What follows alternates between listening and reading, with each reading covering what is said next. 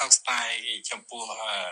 ការសម្រេចរបស់តុលាការកំពូលដែលចេញសាធិការបដិសេធមិនដោះលែងលោកកើតសរាយឲ្យមានសេរីភាពណាសកម្មភាពរបស់គាត់នឹងមិនគួរត្រូវបានចោទប្រកាន់ឬក៏ជាបទល្មើសទេលោកគួរតែត្រូវបានដោះលែងឲ្យមានសេរីភាពណាក្នុងការចូលរួមចំណែកក្នុងកិច្ចការពារបរិស្ថានធនធានធម្មជាតិសិទ្ធិមនុស្សក៏ដូចជាបញ្ហាដីធ្លីសម្រាប់ប្រជាពលរដ្ឋមិនគួរត្រូវបានបន្តឬក៏ផ្ដោតទៅទៅលើលោកកើតសរាយនោះទេហើយសាលិកានេះក៏វាជាសារមួយធ្វើឲ្យបាក់ទឹកចិត្តនិងស្មារតីទៅដល់យុវជនដែលចង់ចូលរួមនៅក្នុងការពារបរិស្ថានធនធានធម្មជាតិសិទ្ធិមនុស្សក៏ដូចជា